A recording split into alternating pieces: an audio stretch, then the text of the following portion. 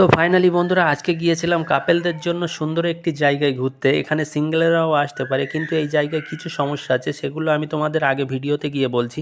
তো আমার একটা ভাইপো আজ দুদিন ধরে খুব জ্বালাচ্ছিল যে বাবলা বাগানে ঘুরতে যাব। তো আমি তো চিনি না বাবলা বাগান কোথায়, তো ও বললো চলো আমি তোমাদেরকে ঘুরতে নিয়ে যাচ্ছি। তো আমি বললাম ঠিক আছে চল, সেখানে গিয়ে ঘুরে আসি, দেখি কেমন তোর সেই বাবলা বাগান। যে কারণে আমরা বেরিয়ে পড়লাম সেই বাবলা বাগানে ঘুরতে যাওয়ার উদ্দেশ্যে। তো তার জন্য আমাদেরকে সর্বপ্রথম মেটিয়া এই যে রাইস মিলের সামনে দিয়ে যে রাস্তাটা গিয়েছে, এই রাস্তা দিয়ে আমাদেরকে ঢুকতে হবে। আর একটা রাস্তা আছে, সেটা আমি তোমাদের আগে বলছি। তো কিছুটা ঢোকার পরেই প্রথমে একটা ইট ভাটা পড়লো, আর ঠিক এর অপর সাইডে পুরোটাই জলকার, আর মাঝখান দিয়ে সরু রাস্তা বয়ে গেছে। তো বন্ধুরা সত্যি কথা বলতে জায়গাটা দারুণ, এবং কোনো সিনেমেটিক জায়গার থেকে কম না, এবং বাতাসও দারুণ বইছে। কিন্তু এখনও সেই বাবলা বাগানে পৌঁছায়নি। এই রাস্তা দিয়ে আমাদেরকে যেতে হবে, এখনও অনেকটাই যেতে হবে, হয়তো আমি সঠিক চিনি না। তো চলো গিয়ে দেখি। তো মাটিয়া ওই যে ব্রিজ আছে, ব্রিজের নিচে দিয়ে যে রাস্তাটা মালতীপুরের দিকে গেছে, ওই রাস্তাটা দিয়ে গেলেও এই বাবলা বাগানে যাওয়া যাবে। তারপরে আমাদেরকে দেখতে পেলাম একটা ইট ভাটার ওপর দিয়ে যেতে হবে। তো যে কারণে ইট ভাটার ওপর দিয়ে যাচ্ছি। এইখানে দেখো সকলে ইট ভাটায় কাজ করছে, এবং এইখানে ইট ভাটায় তোমাদেরকে একটা জিনিস দেখাচ্ছি, দেখো এই যে ইটগুলো সাজানো দেখতে পাচ্ছ, এগুলো ইট এইভাবে প্রচুর ইট সাজানো আছে, এগুলো সব পোড়ানো হচ্ছে।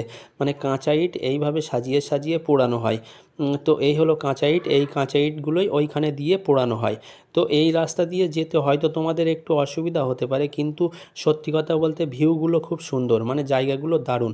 তো তারপরে ভাইপো আমাকে এমন একটা জায়গায় এনে দাঁড় করিয়ে দিল যে আমি অবাক। ও আমাকে এই জায়গায় এনে বলছে এই সরু রাস্তা দিয়ে আমাদেরকে যেতে হবে। তো যেহেতু এত দূর এসে পড়েছি, কী আর করার, এই রাস্তা দিয়েই যেতে শুরু করলাম।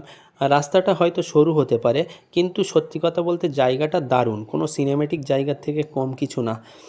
মানে একধারে পুরোটা জলকার, আর একধারে খাল, একদম পুরোটা জলকার, যতদূর তোমাদের চোখ যাচ্ছে ততদূর জলকার, কিছু জলকার শুকিয়েও গেছে। আর ঠিক এর উল্টো সাইডে ডান সাইডে এইভাবে খাল বয়ে যাচ্ছে। তো বেশ সুন্দর লাগছে দেখতে। সো ফাইনালি বন্ধুরা আমরা চলে এসেছি প্রায় সেই বাবলা বাগানের কাছে। এখান থেকেই শুরু বলতে এটা উল্টো সাইড বাবলা বাগানের, আমরা উল্টো দিক থেকে এসেছি যেহেতু। তার আগে এটা দেখো, এটা সরকারি জায়গা করে রেখেছে নোংরা আবর্জনা ফেলার জন্য।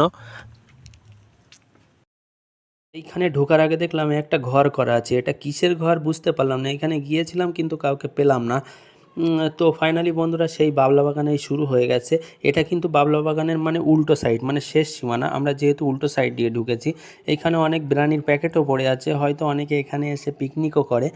তো বন্ধুরা সত্যি কথা বলতে জায়গাটা বেশ ভালো, বাঁ সাইডে পুরোটা জলকার, আর ডান সাইডে সেই খালটা বয়ে যাচ্ছে। জায়গাটা বেশ নিরিবিলি এবং ঘুরতে আসার জন্য বেশ ভালো, কিন্তু এখানে কিছু সমস্যা আছে। এইখানে অনেক ছেলেপিলে দেখছি নেশা পান করছে, এখানে বসার জন্য অনেক জায়গা করে রেখেছে সরকারিভাবে। তো এইখানে যারাই আসবে না কেন একটু সাবধানে আসবে, এবং সঙ্গে দু একজনকে নিয়ে আসবে, কারণ এখানে অনেক ছেলেপিলে আসে যারা নেশা পান করছে দেখলাম। তো এই হলো শেষ সীমানা, এটা শেষ সীমানা না, যেহেতু আমরা উল্টো সাইড দিয়ে এসি। এটা হলো বাবলা বাগানের শুরু, এইখান থেকে শুরু, ওটা হলো প্রাইমারি স্কুল। তো চলো আমি তোমাদেরকে এর আশপাশে ঘুরিয়ে দেখাচ্ছি, এবং এখান থেকে মালতীপুর কতটা দূরে সেটাও তোমাদের গিয়ে আমি দেখাচ্ছি। তো এখানে এই কাঠের সেতু আপাতত করে রেখেছে, আর এই সাইডে নতুন ব্রিজ তৈরি হয়ে গেছে প্রায় শেষের দিকে। তো আমি সামনে গিয়ে তোমাদেরকে দেখাচ্ছি। আপাতত এই কাঠের ব্রিজ দিয়েই মানুষ এখন চলাচল করে। এইখান থেকে মালতীপুর কতটা দূরে আমি সেটা তোমাদেরকে দেখাচ্ছি। তো বন্ধুরা এই দেখো, ওই যে লরি দেখতে পাচ্ছ, ওই সোজা রাস্তা দিয়ে গেলে মালতীপুরে বাইকে করে 5 মিনিট লাগবে, আর এই উল্টো সাইডে গেলে মাটিয়ায় উঠবে। তো চলো এর ঠিক উল্টো সাইডে কি আছে সেটা তোমার দেখাচ্ছি। এই দেখো এখানে এই যে গেট আছে একটা, তো এই গেট দিয়েই এই বাবলা বাগানে ঢুকতে হয়। এটা হয়তো পরবর্তীতে পার্ক হবে। আর এটা বেকি সাইড দিয়ে আসলে মানে এই যে নতুন ব্রিজটা হচ্ছে এই ব্রিজটা পড়বে, আর ঠিক তার অপর সাইডে আছে স্কুল, আর ওই স্কুলের পাশ দিয়েই ওই গেট করা আছে বাবলা বাগানে ঢোকার জন্য। তো ফাইনালি বন্ধুরা এখানে ব্রিজের কাজ প্রায় শেষের দিকে। এখানে একটা দোকানদার ছিল, তো তাকে জিজ্ঞাসা করলাম।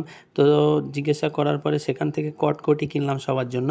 তো এইখান থেকে কটকটি ভাজা খেলাম এবং ওদেরকে বললাম যে জল নিয়ে আসতে, তো জল নিয়ে আসলো এবং তারপরে ওখান থেকে ফাইনালি বেরিয়ে পড়লাম। কিন্তু বেরিয়ে আর এক জ্বালায় পড়লাম, বাইকটা গেল খারাপ হয়ে। মানে গিয়ার কোনো রকম পড়ছেই না, মানে গিয়ার সামনের দিকে পড়ছে তো পিছনে পড়ছে না, যে কারণে গ্যারেজে ঢুকলাম এবং তারপরে ঠিক করে দিল গিয়ারটা এবং দারুণ গিয়ারটা পড়ছিল। তারপরে মানে গিয়ারটা ঠিক হয়ে যাওয়ার পরে সোজা বাড়ির পথে চলে আসলাম। সো বন্ধুরা, আজকের ভিডিও এতটুকুই ছিল। যদি ভিডিওটি ভালো লাগে লাইক করো, চ্যানেলটি সাবস্ক্রাইব করো এমন নতুন ভিডিওটা দেখবার জন্য। Thank you.